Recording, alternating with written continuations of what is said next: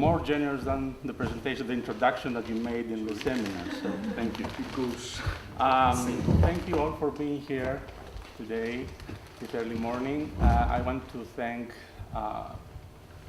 Kerry and Rebecca and Marius for organizing this, I believe, really creative event. I'm happy to be here. And I also want to thank the members of the technical staff of the department. Perhaps some of you noticed that yesterday I was running to solve some problems, and they really helped me. So I want to thank Steve and particularly Jill for taking me around town in different shops trying to find the converter that I didn't find. And then she lent me her personal computer so that I can do the presentation. I hope it will work as I had imagined it.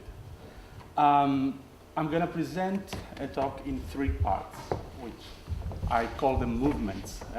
Somehow they may look a bit fragmented, but this is absolutely intentional from my part. And the reason is that I'm presenting a talk in 3 parts is that I would like to present the work done in FONES, some material, some artwork by other people, but also my personal contributions in the project, which are basically 2 things. One is on deaf voices, and I will try to explain in the first part what I'm talking about when I'm talking about deaf voices. The second part will be on the work of the whole project. And the third part, if I have time, will be another of my personal roots, let's say, on the subject of voice, which will have to do with vocal media of all sorts, mechanical, but also others. Okay, I cannot resist the temptation to start this journey in some anthropological and artistic explorations on voice by referring to a widely publicized recent episode of world politics with solid connotations concerning the metaphorical meanings and the symbolic effectiveness of voice. In December 10, 2013, immediately after the memorial service for Nelson Mandela, actually even before the service was over, a minor scandal erupted. The sign language interpreter in the ceremony, the man who was responsible for translating the sorrowful words of the mourning members of the family, as well as the official speeches of world leaders, including the US President Barack Obama, that is the mediator of their voices to the community of the deaf in South Africa, was not really signing in South African sign language. He was accused of fraud. He was said to be a fake.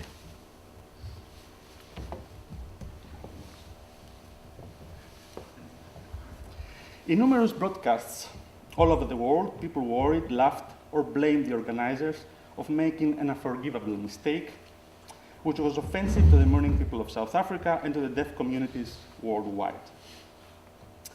In a memorial service held for the leader who gave voice to his people and hope to the depressed of the world, the voice of the deaf was muffled. Special attention was given by commentators to the absence of any facial expression, an important linguistic element in all sign languages, but also a specific factor of the uniqueness, the particular voice of every single sign. And the long periods of silence, that is, no movement on the part of the interpreter. In December 12, that is 2 days after the memorial service, all the major news broadcasts around the globe announced that Thamsanqa Jantije, the 34-year-old interpreter, was a psychotic patient who had a schizophrenic episode during the service. He said that during the ceremony he was overwhelmed by hallucinations and by hearing voices. Therefore, he could not attend to the voice of the speakers. He had to transfer to the deaf. In one of the turns of the story that followed, in a short video clip that came out in the internet by the end of December last year, the interpreter contended, "I am going to fight even if they call me a fake. I am a great fake because I expose what is going on in the government and the system." The system has been created to put us down, but to me, I will rise. Even if they put me down, I will rise. Even if they put me in the sea or river, I will keep on rising. I take this mediatized event as an excellent entry point to a discussion I want to start on the metaphorical connotations, the symbolic power, the particular character of voice.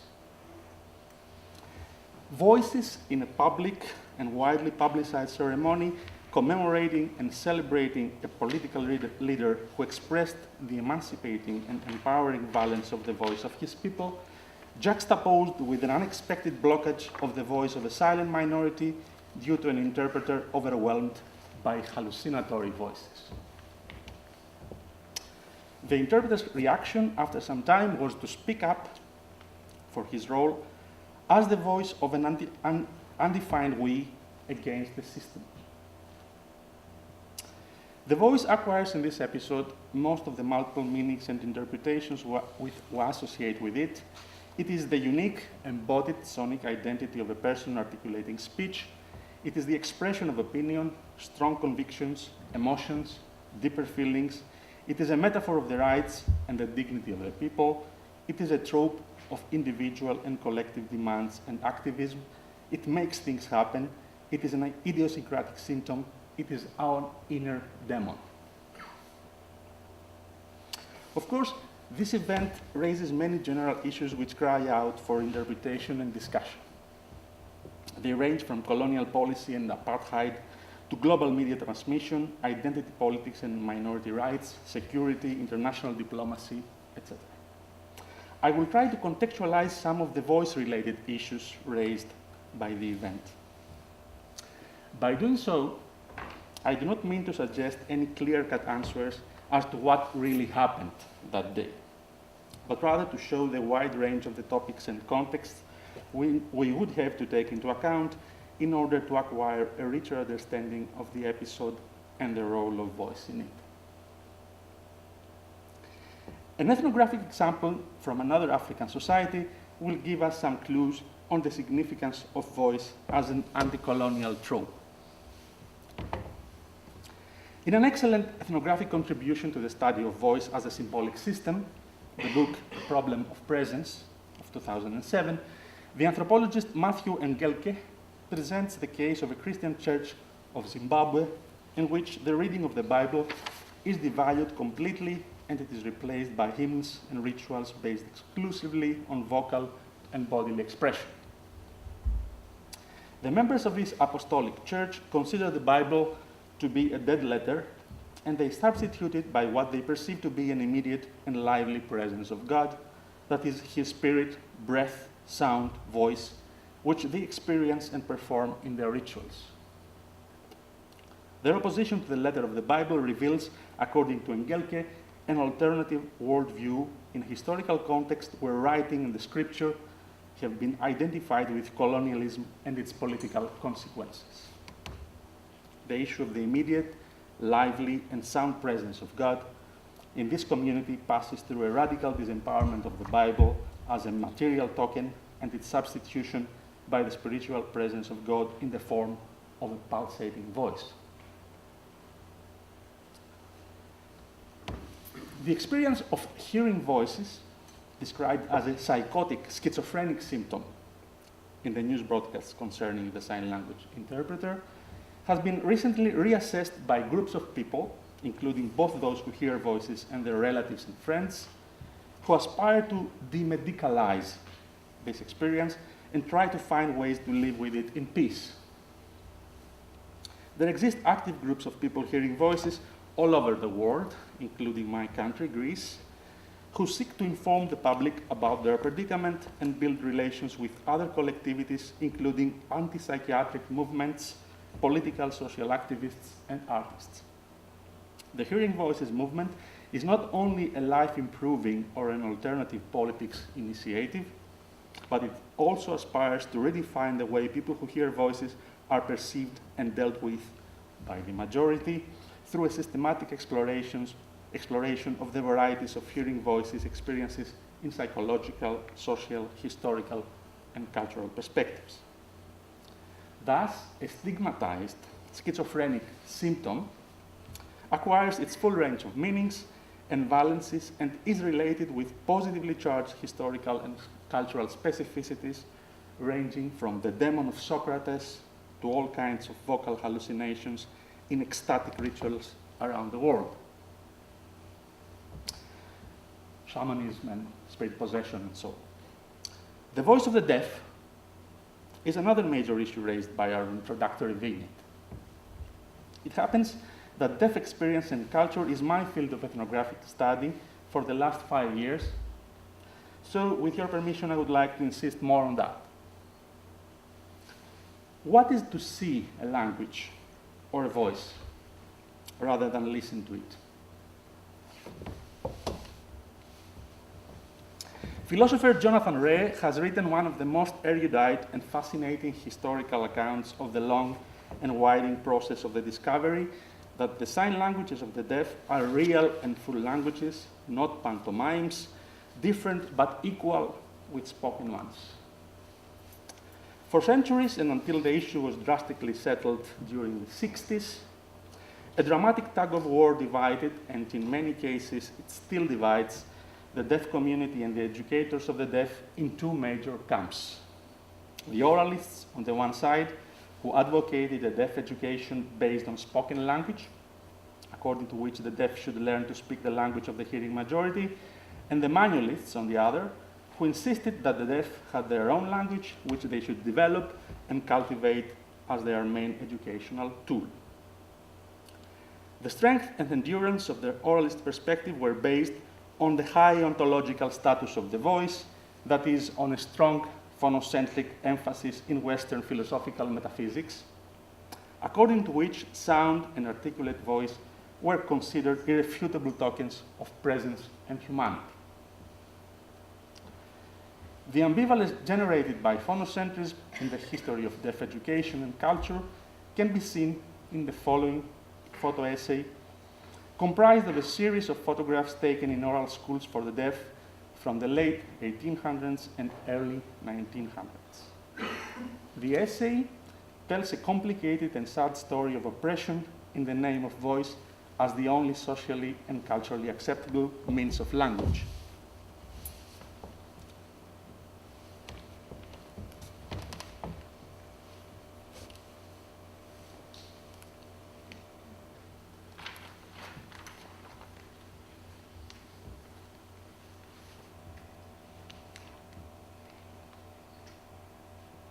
Looking at the voice in the mirror, touching the voice on the throat. A bit violent scene, I think, if you don't know what it is.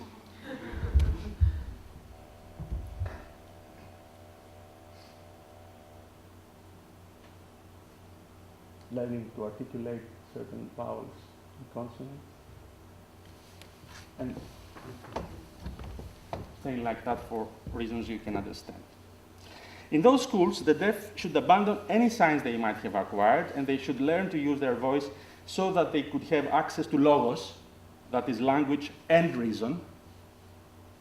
And lack of voice on their part would amount to lack of reason, that is a regression to animality. If we can talk about language, a tongue, language, our tongue. In the case of the deaf and their sign languages, what about voice? Is there a deaf voice, and what does it consist of? Does the term just signify the inarticulate or imperfectly articulate or disarticulate vocal emissions of the deaf, or can it possibly have a wider and subtler range of meanings? I would like to make a twist now and lead you from theory and anthropology to contemporary art. I will play for you a short sound clip from an artistic installation by the young deaf Greek visual artist Tatiana Remoundou, a work consisting of a series of videos and sound recordings.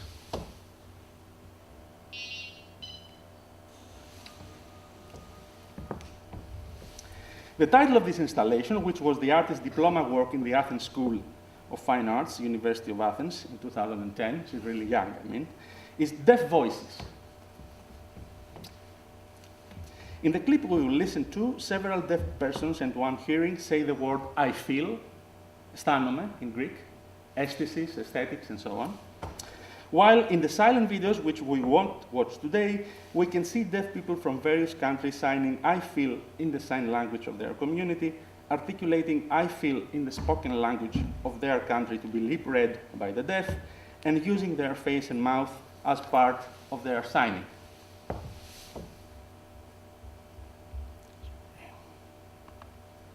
Oh.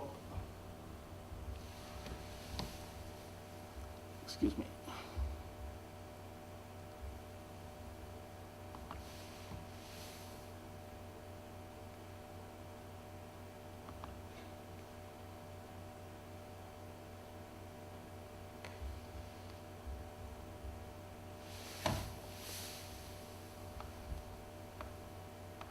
Αισθάνομαι αναμωμένη. Αισθάνομαι. Αισθάνομαι. Αισθάνομαι. Αισθάνομαι. Αισθάνομαι. Αισθάνομαι. Αισθάνομαι. Αισθάνομαι. Αισθάνομαι. Αισθάνομαι. Αισθάνομαι. Αισθάνομαι. Αισθάνομαι. Αισθάνομαι. It is clear, at least it is clear to me, that the artist here implies a wide use of the term deaf voices. Nevertheless, let me insist for a moment on the more restricted sense of the term. I consider this series of deaf voices that we just listened to as an immersion in the materiality of the vocal. In my acoustic sense, at least, they reveal what passes unnoticed in our everyday experience of listening to others talking to us. Trying to get what the others say, we tend to ignore the vocal uniqueness of each single voice articulating speech, as if the particularities of the voice obstructed the process of linguistic signification. Deaf voices substantiate the linguistic tenet, or rather, better, the tenet of structural linguistics, that in listening to speech, we do not listen to the multiple aspects of sound, but to a very limited range of distinctive phonemes. We do not listen to voices sonic matter, but to a kind of sonic abstractions that make sense not in themselves, but in their opposition to one another. Deaf voices make us listen to the voice of the other. In their extreme uniqueness, they inhabit the liminal space between the inarticulate and the articulate, sonic matter, and the distinctive features of language, scream, and symbolic abstraction, thus destabilizing some of the most powerful dualisms we live by: matter, spirit, body, soul, nature, culture. This partly explains the strong psychological, social, and philosophical upheaval they provoke. Tatiana Remundu, in her Deaf Voices installation, reflects on her ambivalent identity as an orally educated deaf person who discovered the voice of the deaf community, the Greek Sign Language and culture, later in her life.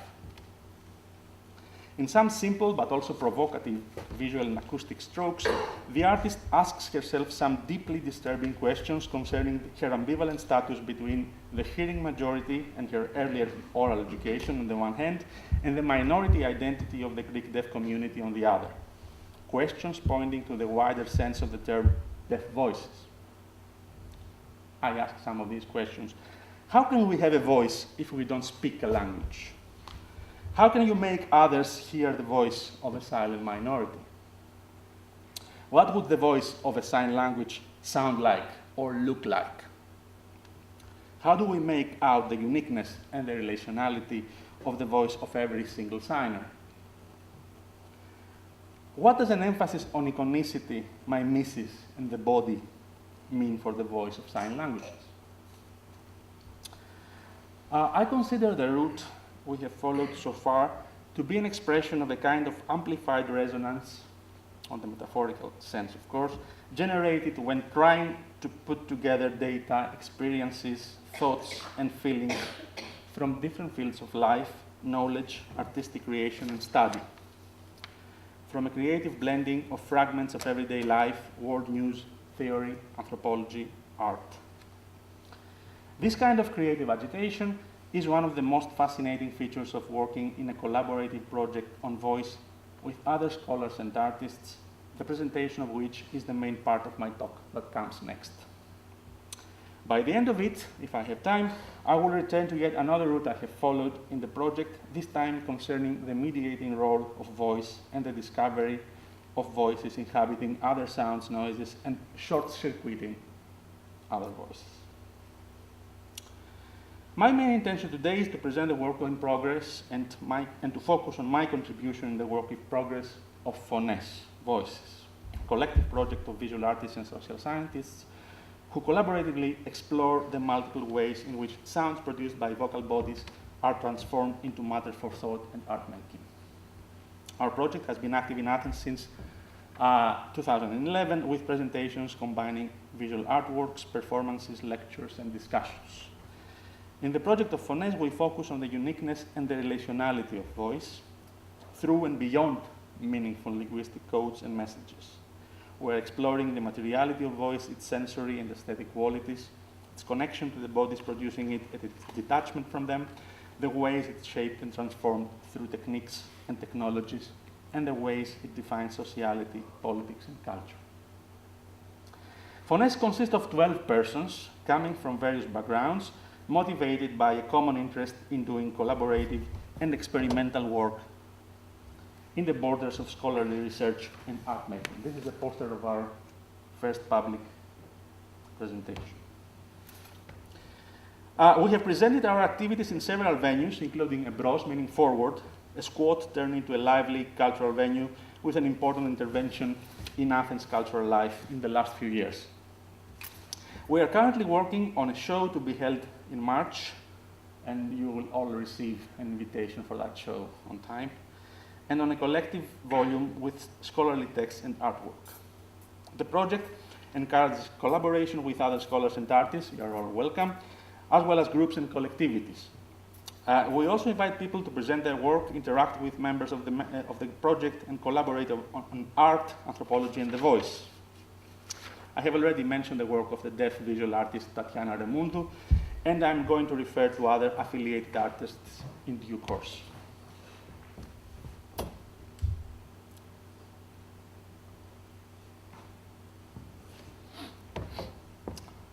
It's not easy to present the whole range of the work done in Phones.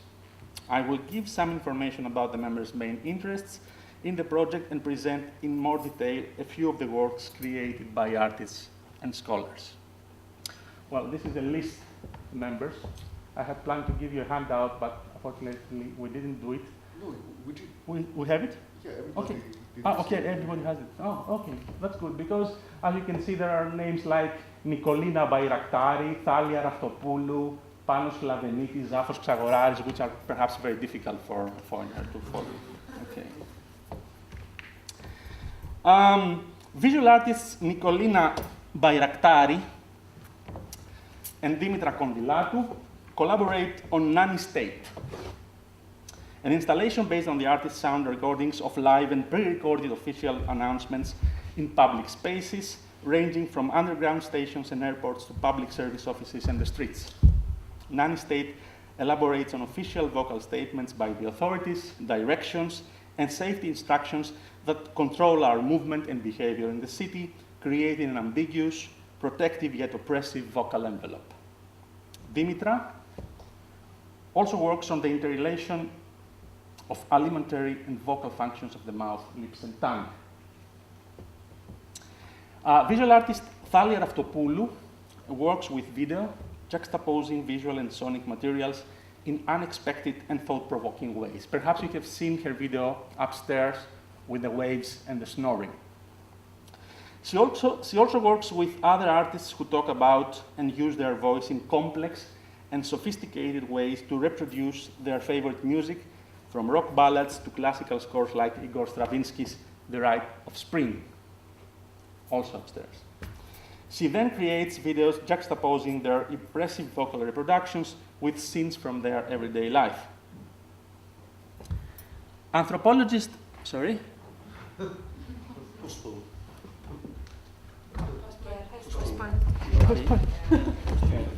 quickly. Yeah. Okay. Anthropologist Eliana Gallouri, she's talking here, assistant professor at Panteion University, Athens, specializing on material culture, works on the often occult materiality of both spoken and written words and letters. Yorgos Samandas is an anthropologist working with a collectivity of people hearing voices, I told you already, and with Escoitar, a team of sound artists based in Spain who create directed sound walks in European cities. And now we move to some more detailed presentations. Nina Papa, visual artist and lecturer at the National Technical University of Athens, focuses on public spaces and times as an intermediate reality, spaces and times lived between and betwixt. There's also a video upstairs. I won't play it for you now. Her photographs, sound recordings, and multi-layered drawings explore the experience, the behavior, and the voices of people forming long, patient, or restless queues in places or non-places like public service institutions, banks, and tax offices in Athens. Waiting in a line for your turn to come is an intermediate time of discussions, political comments, grievances for unfair treatment. The artist introduces the multiple voices of cues in her drawings through a profusion of lines and by multiplying the layers and the textures of images. In the project of Phones, Nina has also created the sound collage archive of the maestro's voice. Is it upstairs? Okay. With excerpts from great conductors' rehearsals. And in her most recent work, titled 2013, she presented a series of noisy paper collages made out of multiple decomposed video images from military and students' parades taking place in October 28, which is a Greek national holiday. There follow 3 works presented in the first public presentation of Phones in March 2012. These works, like the work of Nina Papa, also have a stated or implied political orientation referring to the current Greek crisis. If Nina Papa decomposes the heroic narrative of national parades and comments on the crisis as an experience of everyday life in the public space, in his Voice of the Multitude, part of a theoretical presentation on the cocktail party effect, Nikos Boubaris, cultural media theorist and assistant professor at the University of the Aegean, turns his attention to one of the most influential acts of political activism built from below in the long period of the economic crisis in Greece.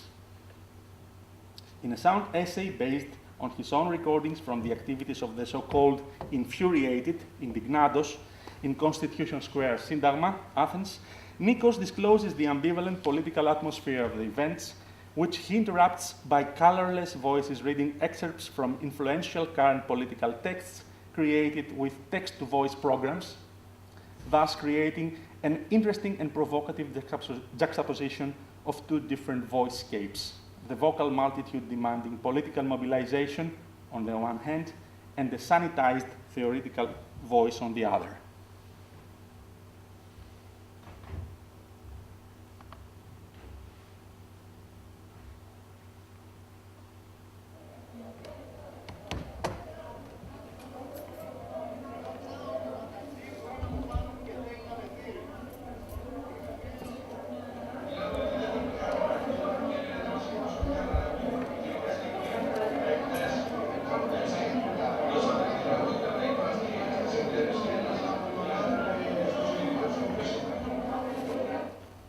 We can recognize the essence of representation.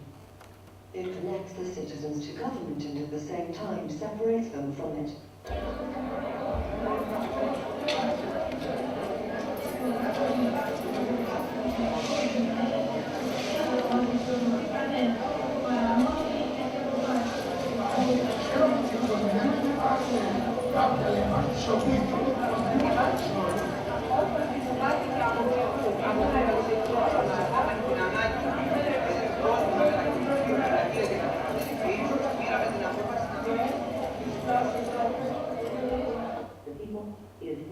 By maintaining or creating unitary habits, customs, and used such that the population speaks with one voice and acts. With one will, difference is an enemy of the people. The population, however, can never really eliminate difference and speak with one voice. It's quite long.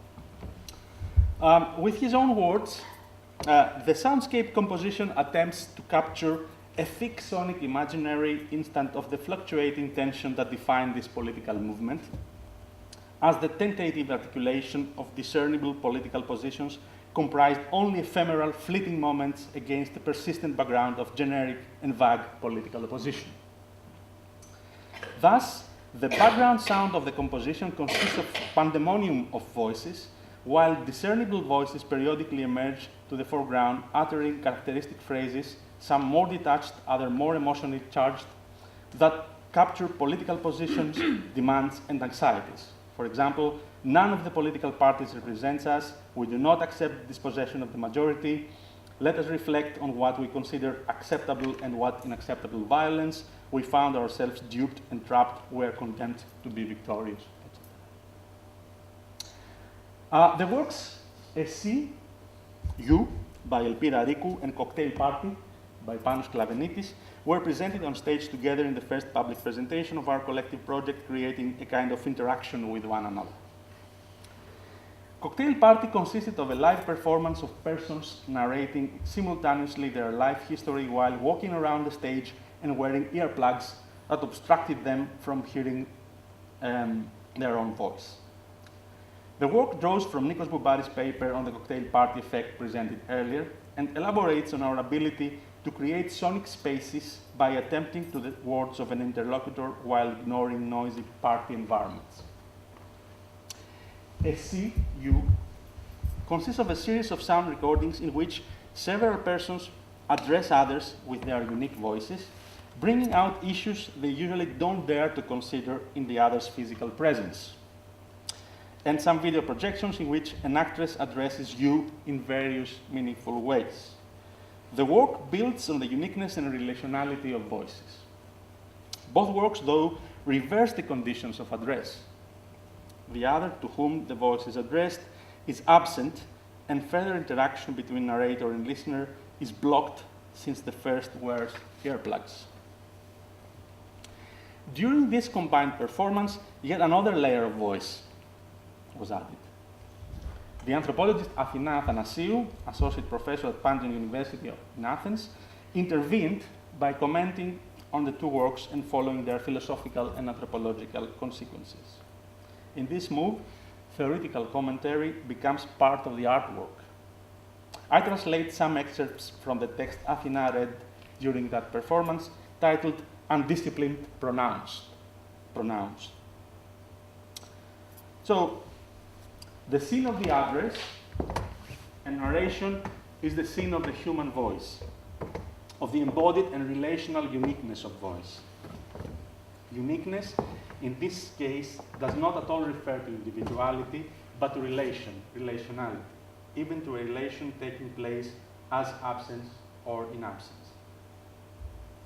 This is the meeting point, or the point of creative tension between the two works, the performativity of the voice in the narration account of the self. The voice, beyond any function of transferring messages, is always already a response to a preceding call, an appeal responding to a preceding response. Without you, the history of I becomes impossible.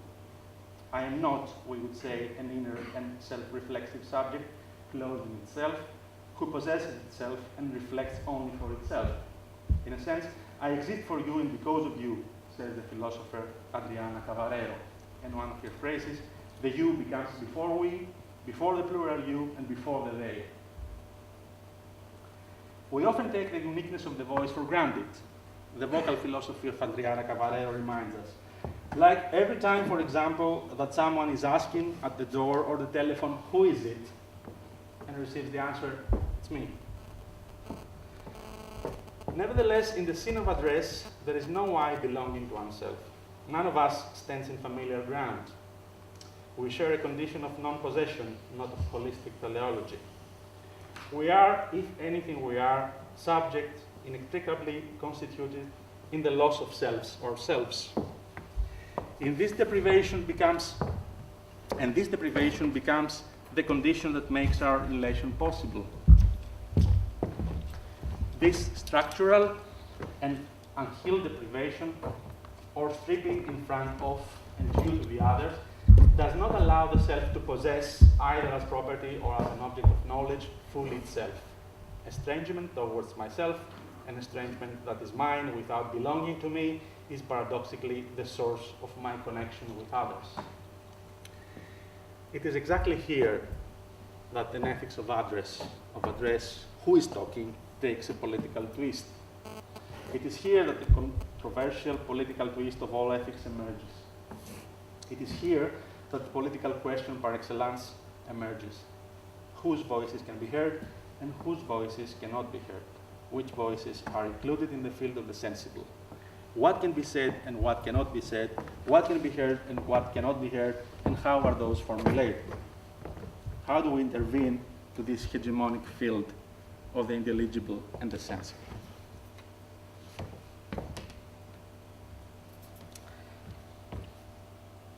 Visual artist Nikos Arvanitis was invited to participate in our forthcoming show in Camp Gallery, Athens, with a sound installation. Here is his eloquent description of it. Promising megaphones consists of an iron base that supports 3 speakers. The base and the speakers are hidden behind rows of colorful banners. The 3 speakers reproduce sound, the sound from a collection of political speeches by all party leaders of the Greek parliament in the decades after the junta. The speeches are mixed together and reproduced all at the same time.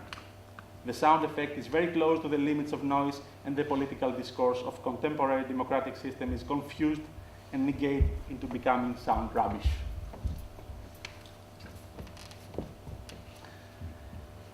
Finally, Zafos Xagoraris, visual artist and associate professor at the Athens School of Fine Arts, has worked for years on creating sound installations in borderline areas, like the Green Line in Cyprus, and on displacing sounds from their original places and transplanting them in new spaces, like in his work, The Sound of Acre, which he created in the 27th Biennale of Sao Paulo in 2006, in which sounds from the remote area of Acre had been transplanted in the urban soundscape of the Brazilian metropolis.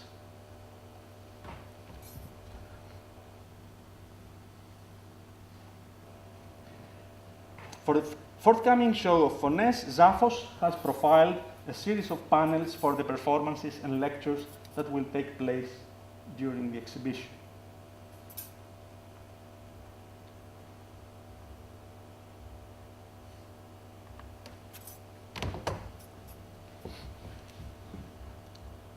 It's a bit slow, but I think it will start.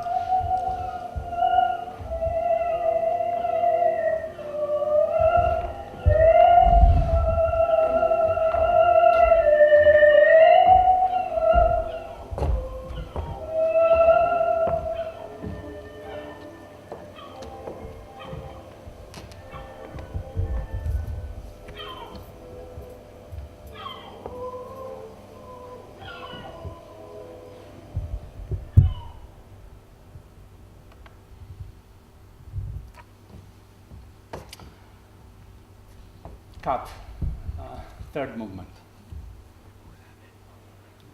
Stephen Connor, in his book Dumbstruck, A Cultural History of Ventriloquism of 2000, points out that my voice comes and goes.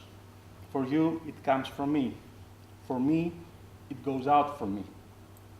Between this coming from and going towards lie all the problems and astonishments of the dissociated voice. Actually, this is the first phrase of a very thick book, and very important one. The voice, part of our body, but also something that comes from our interior and melts into air the very moment it leaves our body, seems to create categorical trouble. The voice is a threshold of interiority and exteriority. Why do we often feel so uncanny when we hear the sound of our recorded voice? Why do we feel embarrassed or unwilling to recognize it? Our experience of the voice is acousmatic. Its source is hidden. The term comes from the mystic sect of the ancient Greek Pythagoreans, who had to listen for many years to the voice of their master during their initiation, talking behind the curtain. Only the initiated had the right to face the talking master. In performing arts, music, theater, and in cinema, the acousmatic aspect of the voice is of major importance. To mention just a couple of famous examples, you all know them, I recall the role of the tape recorder in Samuel Beckett's Crab's Last Tape and all the other disembodied voices heard in his short, late plays, which are more like installations to my mind rather than plays, I would say. The French sound scholar Michel Sion, in his famous book The Voice in Cinema, originally published in French in 1982, focuses on the dramaturgical use of the acousmatic voice in films. I specifically fancy his analysis of the mother's voice in Alfred Hitchcock's Psycho, a voice that is never deacousmatized in the film, that is, we never manage to see its imaginary source. But what if this disacousmatization is not only an artistic device, but something which applies to the human experience in general? That is what the Slovenian philosopher Mladen Dolar suggests in one of the most influential contributions in the literature on voice, his book, A Voice and Nothing More. Of course, the title of the conference has something to do with this other title. This is a very important book. Basically, I believe it's one of the 2 or 3 basic readings on voice in the last decade. And perhaps you don't know Mladen Dolar, but you certainly know Zizek. And Mladen Dolar somehow is the person who introduced Zizek to Lacan, and he's a major figure in this Slovenian mixture of Hegel and Lacan. So,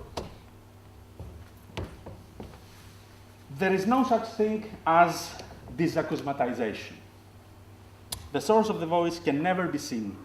It stems from an undisclosed and structurally concealed interior and cannot possibly match what we can see. In a curious bodily topology, it is like a bodily missile which separates itself from the body and spreads around, but on the other hand, it points to a bodily interior, an intimate partition of the body which cannot be disclosed, as if the voice were the very principle of division into interior and exterior. In the third part of my presentation, I am turning to another one of the routes I have followed during my involvement in Phones. It has to do with issues of acousmatization and disacousmatization, presence and absence, embodiment and disembodiment, but also with all kinds of technologies of vocal recording and mediation, all kinds of focal media. In this route, we will visit quite disparate places, vocal experiences and fields of inquiry, including tropical rainforest societies, parapsychological phenomena, sound recording technology, literary texts, and personal vocal memories. I will interrupt my talk with videos by Panos Charalambous, visual artist, professor at the Athens School of Fine Arts, and a member of Phones, whose work I find particularly apt to my subject. You already saw a video, there's one upstairs, and so on. I would like to, I have already talked a lot, something like 40 minutes, and I would like to stop here because I will need something like 20 minutes to complete this talk. But if there are questions now, I will be ready to answer some of them and then continue if we have some time. I don't want to take the time from you asking questions if you want. Could we not just let you go on? Want to go on?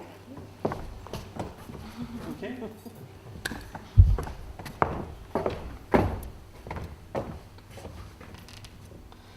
As late as 2008, we learned that Mary had a little lamp, the mercenary ditty that Thomas Edison had reproduced with his phonograph in 1877, was not the first successful try to record and archive the human voice.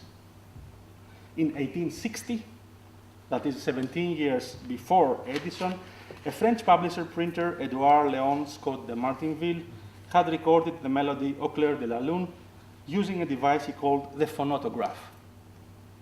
The main difference between the phonautograph and Edison's phonograph was that de Martinville's invention could not reproduce the sonic record. The inventor was interested in recording and studying the engravings produced by voice on a sensitive surface. The phonograph, literally voice writer, phonograph is a voice writer, on the other hand, could immediately reproduce the sonic record and also store, save for eternity, the sound it recorded. Listen how contemporary technology can restore the voice buried in its original silent but noisy signal. This is the first recording ever, but not made to be heard.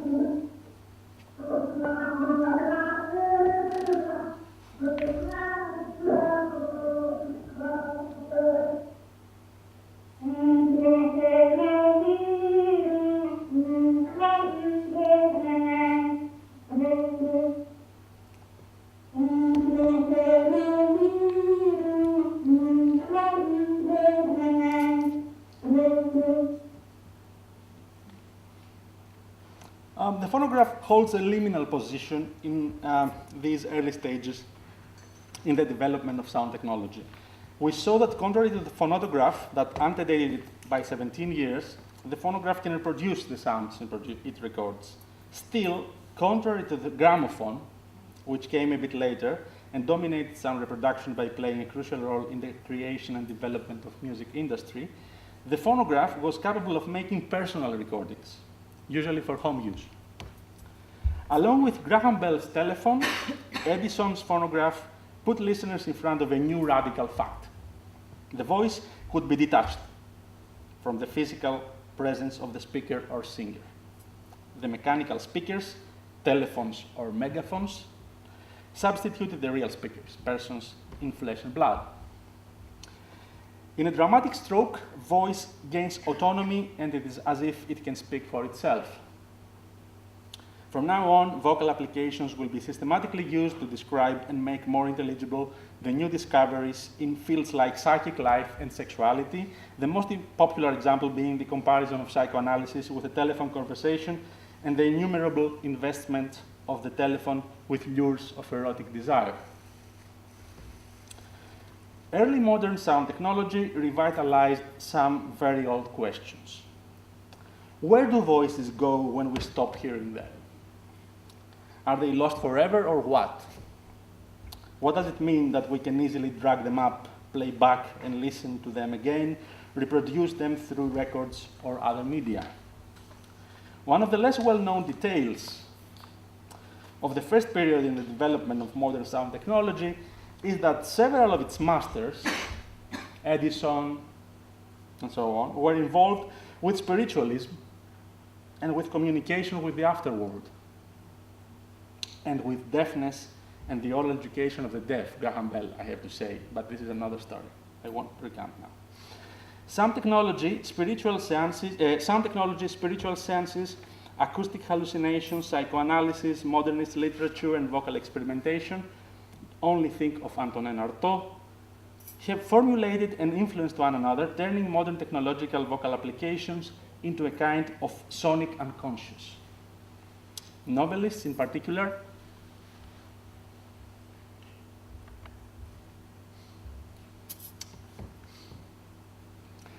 in late 19th and early 20th centuries were deeply fascinated by the imaginary consequences of innovative technologies and sonic flows between worlds.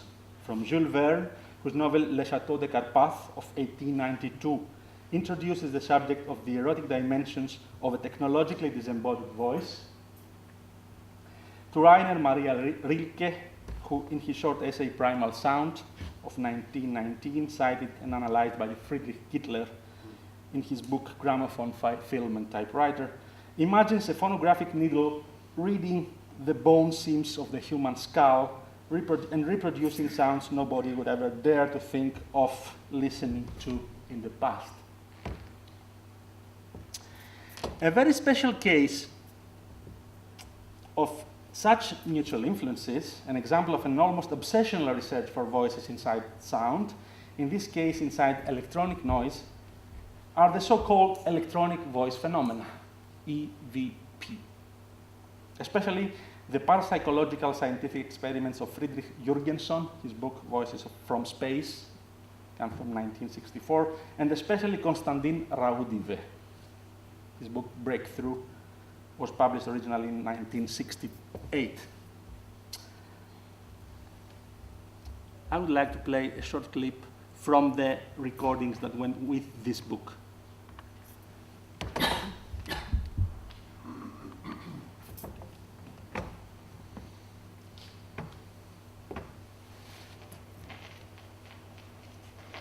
The first voice is that of Margarete Petralski, who had told the experimenter during her lifetime that she did not believe in an existence after death. After her passing, the experimenter asked her how she felt in the beyond, and the voice, identified as coming from Margarete, answered, "Bedecke, ich bin."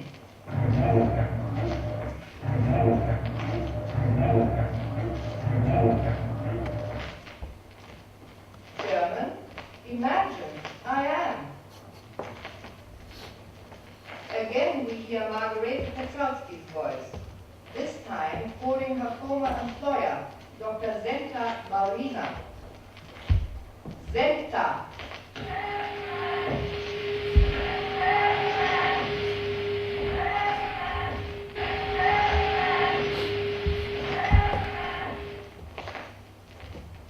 Now the experimenter asks if Margarete can hear him, and the voice replies, Kostja, ja.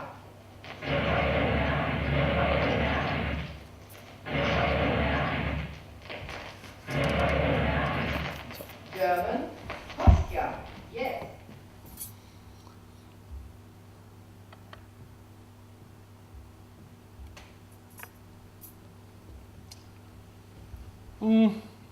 Here, the search for voice in electronic noise reaches a limit, the limit of human fantasies concerning the transition from life to death. Instead of any other comment, I prefer to quote the conclusion from a relevant study by Anthony Enns, one of the most incisive scholars specializing in the history of these vocal phenomena. As much as spiritualist sound experiments appear to express researchers' hopeful fantasies of the revival of human personality after death, they actually seem to illustrate deeper anxieties about the integrity and autonomy of the listening and speaking subject. By applying sounds that were previously imperceptible, sound technologists transgress the boundary between the audible and the inaudible, thus transforming the act of listening into the process of translating noise into signal. This transformation represented a threat to the listening subject, as it essentially removed listening from conscious mediation and allowed the unconscious to infiltrate acoustic perception. Sound technologists also separated voices from bodies, which allowed for the disruption, manipulation, and misappropriation of the speaker's own voice. Under media technological conditions, the speaking subject is thus no longer able to speak for herself, as speech is no longer part of the self once it is recorded and broadcast. The notion of electrical noise is a repository for disembodied voices of the dead. As a repository for disembodied voices of the dead, seems to provide a vivid metaphor for the loss of the self or the soul within the electric media environment.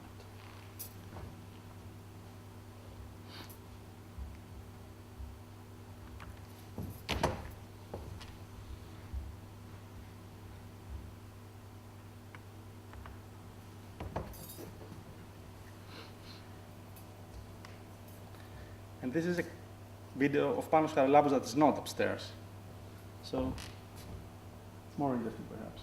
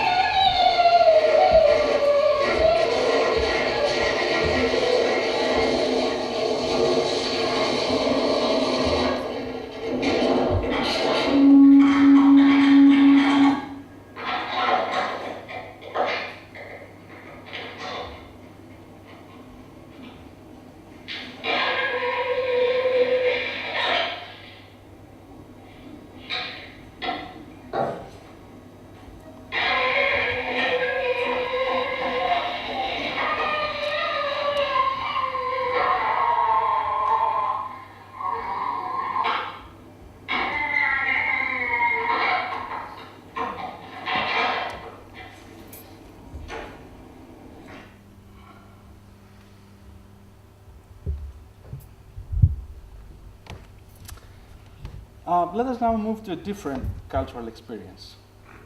Our next example comes from Melanesia, more specifically from the Kaluli people of Papua New Guinea.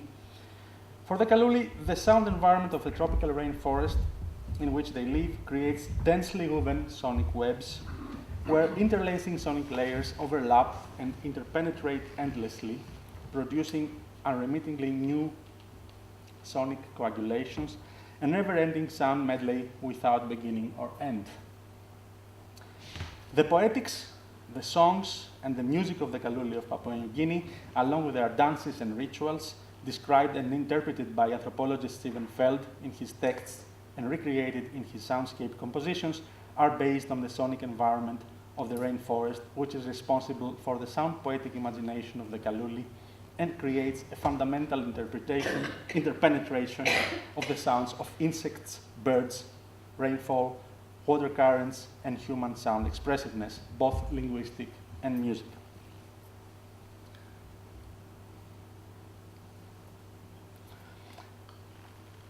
Furthermore, for the Kaluli, the human body is perceived as the ground, the land, through which voice flows. In the same way, water currents flow through the body of the rainforest. In Feld's own words, and I quote, "Voice flows by resounding through the human body, feelingfully connecting its spatially contiguous physical segments, resonating so as to sensually link and stress the whole. Likewise, when water flows through land, it is always multiply connected, always multiply present across and along a variety of relatively distinct contiguous landforms, linking them and revealing their wholeness." Apart from the voice, the most important instrument of the Kaluli is the drum, this drum. The making and the playing of it point to the local cosmological system, rendering the drum a powerful medium of communication between worlds. During the ritual making of the drum, the Kaluli follow a series of symbolic acts that make the drum a sonic representation of a specific bird, called tibodai. For example, they ritually place inside the new-made drum the larynx of the tibodai. Why do they do all this? The Kaluli classify the birds of the tropical rainforest according to the sounds they produce.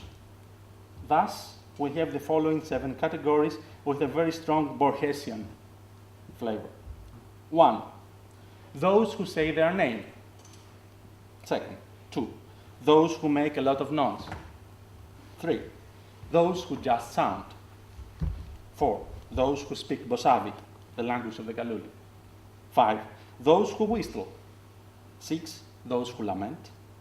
And 7, those who sing. The tibodai belongs to the 1st and the 5th categories, those who say their name and those who sing. The sound it produces is a monotonous, steady, repetitive chirp in regular rhythm and tempo and a steady pitch. It is characterized by its long duration and intense tremolo, as well as by its attribute to be heard in very long distances.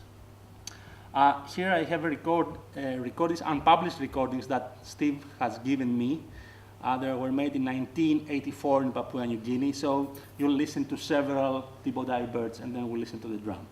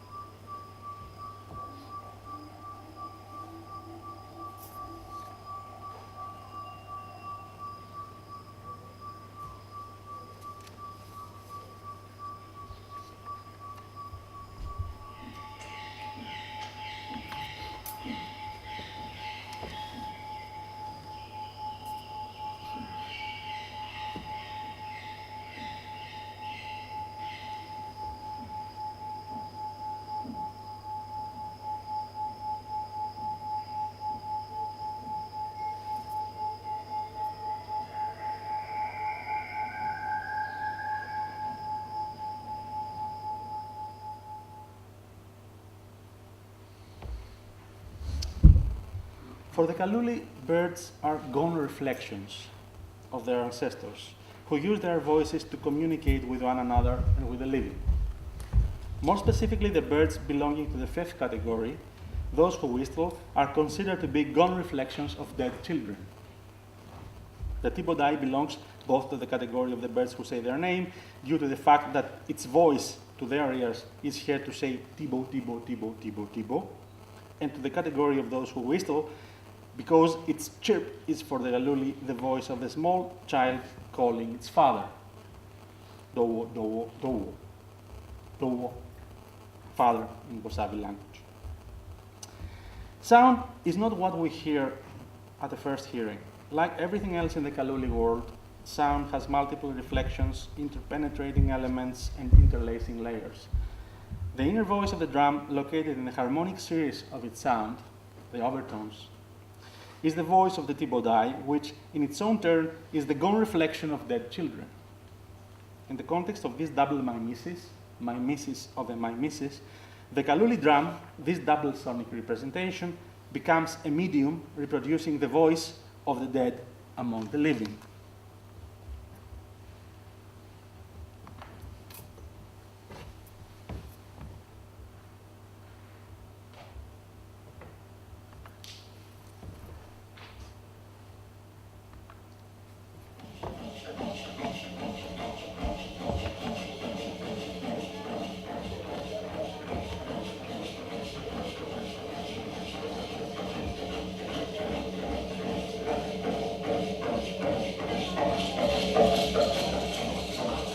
This is the only way that the Kaluli play their drum. There are no rhythmic patterns, nothing. Just this because it is the imitation, the mimesis of the Thibodai.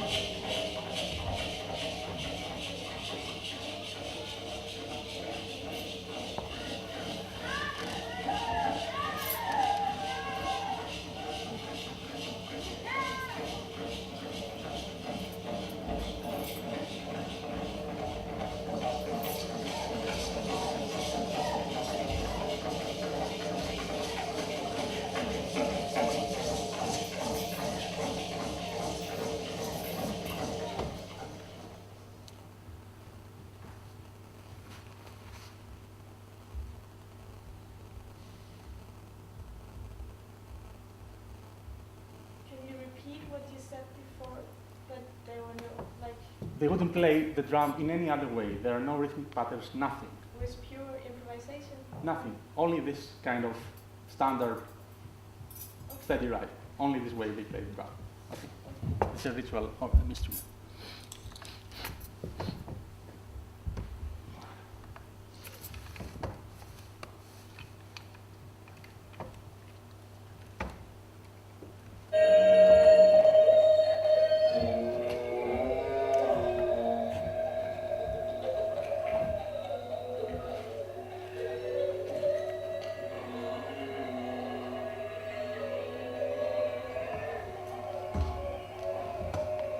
So I just play this, it is upstairs, just to say a couple of things. Panos Charalambous has produced several videos in that sense, with basins in the sea, in the lake, with voices of Greek singers who have lived abroad. Maria Callas, Dimitrios Stratos here, incredible vocalist who died very young. He was Greek-Italian in a sense. He basically worked in Italy, and with Demis Roussos and other singers. He has works with 1 basing to 20 different videos.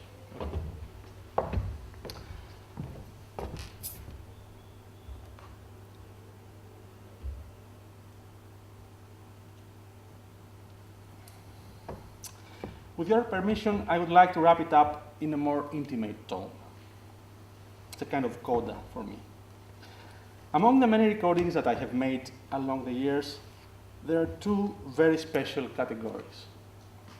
The first consists of a personal archive of cassettes with radio theater broadcasts, exclusively of productions made in or for the state radio, the Hellenic Broadcasting Corporation. The corporation that was unexpectedly, brutally, and despotically closed down by the Greek government last summer producing a tsunami of enraged reactions both inside Greece and all over Europe. Most of these radio theater productions were made during the 60s, the majority in my collection, and the 70s, at the time that the state radio prevailed and exerted an impressive influence in Greek culture and society, but some others also spread over to the 50s and the 80s. Until recently, they were broadcasted regularly by state radio, and for many years I was listening to these recordings very often, especially late at night. Many of them I know very well. I know the cue to follow, the deep sigh just before a vocal outbreak, some expressive mistakes and overkills which I enjoy hearing to be repeated, the vocal mannerisms of some actors and actresses regardless of the role they play, etc. I was often hearing the voices of actors and actresses without paying so much attention to the development of the play. The voices functioned as a soothing sonic bath for me, as a vocal envelope in which I could surrender in safety. The radio transmission at the standard day and time used to give me, until recently when the state radio closed down, a feeling of security, although I would never pay attention to them during their transmission, the state radio. Okay. And the radio state. Okay. Something similar happened to me with the live transmission of opera performances from the New York Metropolitan Opera every Saturday evening. I told you I'm an opera buff. In both cases, it is not the transmission of an artistic performance that fascinates me. Far beyond speech or song, it is the experience of a mysteriously lively vocality. No matter how many times I have listened to my theater recordings, I keep being impressed by the liveliness of the vocal emissions recorded 30, 40, 50, or 60 years ago. Especially the breaths, the sighs, the coughs, the laughs, the cries. A similar impression in the satellite transmission of the opera is created to me by hearing the sounds of the steps on the wooden floor of the Met Grand Stage, the noisy applause from the audience, some unexpected laughs, the distinguishable vocal manifestation of the singer, anything that confirms the live aspect of the transmission or interrupts the normal flow of a performance. In my family, there was one person particularly interested in radio theater. My mother's mother, the grandma with the fairy tales and the family stories from her childhood in the forests of Cyprus, the stories with which I was lulled to sleep with when I was a kid. The transmission of radio plays was for her one of the most important time marks of the week, and she was listening to them attentively. My grandma features in the second category of recordings I mentioned earlier. Contrary to my rich radio theater archive, this category consists of a single 1 hour long recording in which my grandma narrates for one more time, just a few months before she died, stories from her childhood. There's one more difference of this recording with my personal archive of radio plays. A difference I cannot stop thinking about for some time now. I have never listened to it again since the day I made it. Every now and then it crosses my mind to transmit it among my family, but until now I have not done so. I believe it would be very painful for all of us. Actually, I don't really know where this cassette is, while my radio theater archive is kept immolestedly tidy.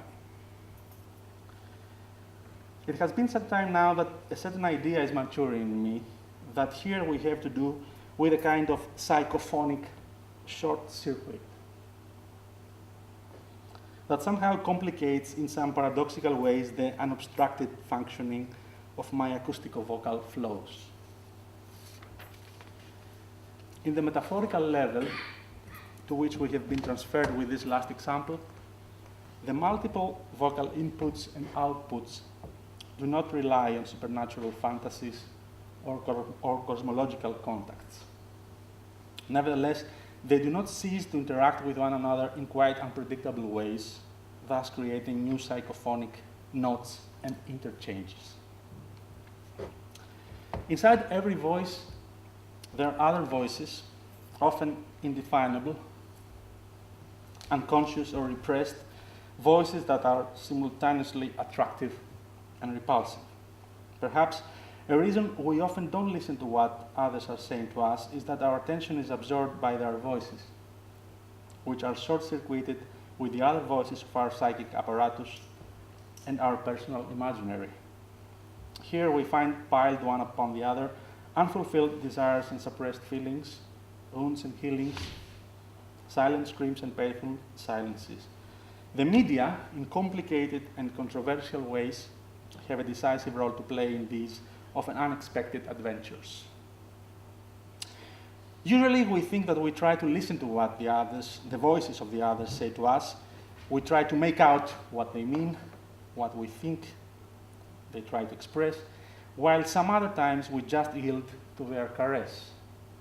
And usually we miss the point, because voices are never just what the words say or the soothing presence they offer to us, but mainly because the final medium is ourselves, though always we are more or less short-circuited.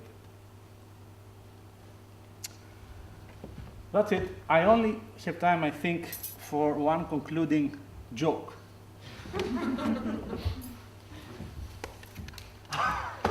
And here it is, all for the voice, all like a technique. So it seems that apart from our project, for NES, there are more agents involved in the search of voice in Greece. Walking in the streets of Athens these days, you wouldn't miss this advertisement announcing a forthcoming TV show of international glamour and taste. All for the voice of Greece. Something new, something spectacular from a private TV channel which offers its own contribution to the Greek government's success story about a recovering Greek economy. That's the breaking news about the voice of Greece. Nothing new, nothing spectacular, but very interesting for us, I think. V for victory, V for voice. Dear friends, the case is open. If voice is the answer, what is the question? Thank you.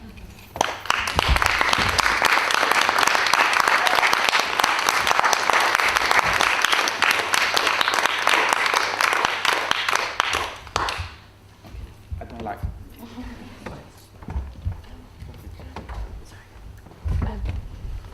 Thank you, Panos. That was really, really brilliant. I'd like to make a sort of mini suggestion for how we might incorporate kind of questions and coffee simultaneously. Okay. So perhaps we can kind of have the doors open and people can sort of get a coffee and come in and we can do the questions like that. Is that okay? Yeah. Would you like a coffee, Panos? Yes. Yes, I will bring you a coffee. I will bring Black? that. Yeah. Okay, Marius will bring Feel it. free to start. Yeah, so perhaps if we start sort of taking questions and having a discussion, and then people can sneak out and get coffee. Volunteers, could you just leave the doors open? So we'll do it like that. Yeah. Yeah. You mentioned a text by Rilke. You mentioned a text by Rilke. Said Kittler, was it? You said Kittler wrote about. Yeah. There's a reference. I didn't know this text before I read Hitler. Yeah. Although I knew Jules Verne before reading people who had commented on it. Yeah. You will find this in his book, Typewriter, Telephone, his famous book. And he discusses this. He has the whole text of French there. It's something like 10 pages. It's in there. Yeah. So you can easily find it there. Yeah. What's Kittler's sort of The analysis. or like, where did Kittler fit into that particular part of your talk? Oh, no, it doesn't fit at all. I just wanted to mention that was the premise yesterday where I took the reference about Yeah. Yeah, you just to be fair. You mentioned at the same time something by Jules Verne. I didn't Yes. catch the title. It's Le Château de Carpath, the castle in the Carpathian Mountains. Thanks.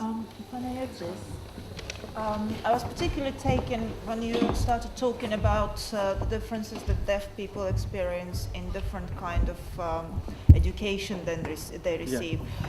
For my work, I'm involved with people with various special educational needs, and because I don't speak English Sign Language, I'm not directly involved with deaf people. However, I liaise a lot with the colleagues, and what we all discover, what we all have to tackle, that people, deaf people, or people with hearing impediment who are using sign language and who learn through sign language have got very strict limitation in their educational ability, because they reach the point where they cannot perceive the kind of more abstract substances because of the limitations of the sign language.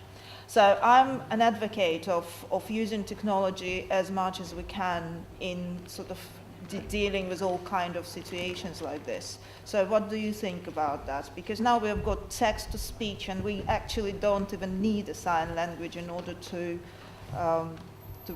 deliver all that. Well, this is a very, very sensitive topic, and I'll be really happy to discuss it in full with you at some point. The only thing that I can say as an answer to your question now is that there are different political, social, and educational things that we have to take into account in order to reach a decision concerning these matters. For example, I'm very much involved with, let's say, the community, the deaf with deaf capital community, who are so strictly stuck. They are really interested in using their own languages, and somehow they believe that anything else would do them bad, would be harmful for them. Okay. So in a sense, cochlear implants, what are we talking about? This is genocide. I mean, they are talking with these terms. Okay. And I've met several of these people both in Greece and the United States, where I did part of my research. Everywhere. So it's very strong. And especially in the United States. And in the part of my research that I did in California, in San Francisco, I was impressed how this tug of war between the two is still so incredibly strong. I mean, the people do not talk to one another. They don't want to know. Because I went to both oral schools and manual schools, and they don't want to know one about the other. So, from my experience with deaf people in Greece, though, I understand that trying to get an education just in the sign language can create really big trouble to students. And I know, although I feel that ambivalence, like Tatiana, she's a very good friend of mine, this artist that I talked about. Although I feel her ambivalence a lot, somehow I also feel how happy she is that she talks Greek so well, although she's profoundly deaf. I mean, we communicate in Greek, although she's totally deaf. So there are several different levels on which you have to deal with this topic: political, educational, social, and so on. So this is just a very, very brief kind of try to answer from your question. opinion, do you think the technology, which, I mean, I'm not deaf and I haven't been involved with deaf community, but I see that technology can offer certain solutions that can bring these two worlds together and kind of, to a certain point, and eliminate Yes, but some deaf at least believe they don't have a handicap. There's no problem here. Trying to solve this problem for them is a kind of a political intervention. It's a kind of genocide of the culture and the community of the deaf. Okay, and I can tell you incredible stories here. I mean, there is an incredible story about a lesbian couple in the United States who wanted to have a child, and they wanted it to be deaf. They wanted to do their best in order to have a deaf child. But there was no deaf donor of sperm. Finally, they found a friend of theirs that gave his sperm, and they had a child. And it was deaf, which is not usual at all, but you had a little bit more percentage, chances to have a deaf child if the donor is deaf. Okay, it was deaf. Okay, they were happy. they had the second child with the same donor. And the child had kind of a hearing ability in one of its ears. And the doctor said, if you had a cochlear implant now, perhaps later on in his life, the child could hear. And they said, no. And there was a huge debate in American academia, and especially between more philosophers, if they should say yes or no, if they should be asked about it, or the child should. They said, why do that? Only if the child becomes 18 years old and decides that he wants to be hearing, perhaps then he would decide to become hearing. But the doctors, of course, said in that case, perhaps the child would have lost the chance, the possibility to become. So, but I mean, the debate is hot. How do you do this? You have very, very strong convictions about what is going on in the case of deafness. But yes, I don't want to go deeper into it, but I just gave you some ideas. Thank you, Panos. I would suggest, because we're at the height of time, Yeah. we could take, there are two last burning questions Yes, that yes. we can take Sorry. together, and then could give a kind of confined answer, and then we move to the working group. So if they are, we can take two more questions, or No, I one. wanted to contribute to just what you said, because it's important. Yes. It's typical of the deaf world, if I may say, that there is a flow. There are flows to the external world in a way, and this is typical of deaf people. It is related to the fact that the opening of the hearing, or closure of the hearing, is clearly related to the opening to the world or the closure to the world. From a psychological point of view,